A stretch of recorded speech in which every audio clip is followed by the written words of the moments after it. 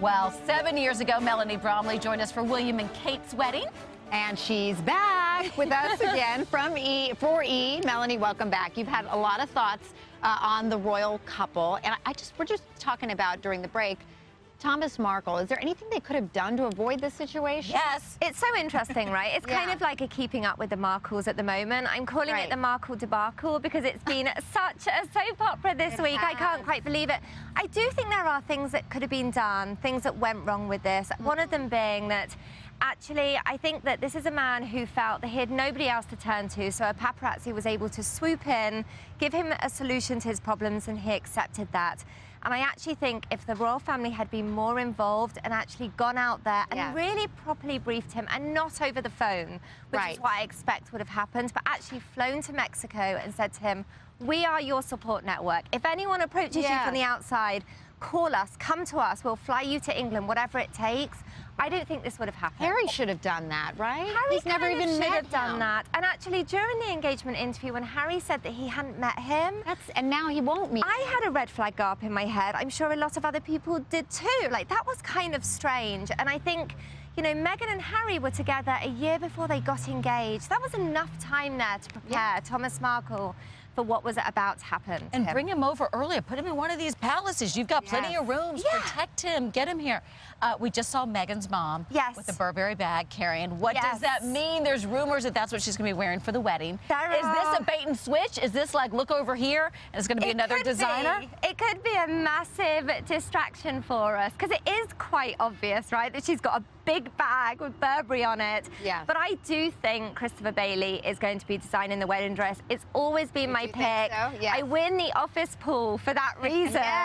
But it is rather obvious that she had the bag. I don't know, we have to wait and see. I guess he's a quintessential British designer, and it's the biggest secret of the day. That's the thing that I most want to know about.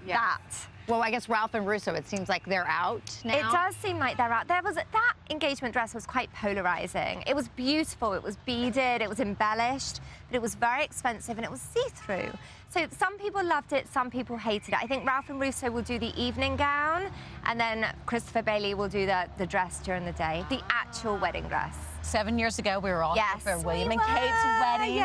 How's this one different?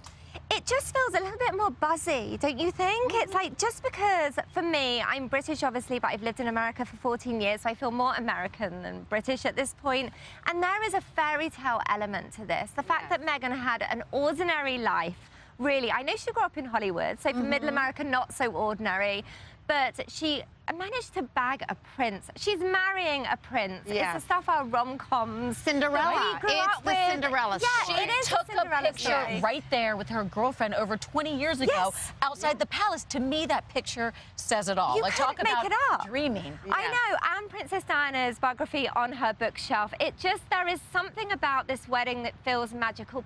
Plus, for me, Prince Harry, he's the prince. He's always been really my favourite. Sorry, William. I don't think William minds so much, but because Harry is more wears his heart on his sleeve. He's a little bit more emotional, a bit more like touchy-feely and caring, and so we've always wanted him to find his happy ever after. And be honest, you love his antics. I know. I do. Dirty Harry. You're right. He's had his downfalls. He's tripped up publicly. Now we're watching him find his happiness.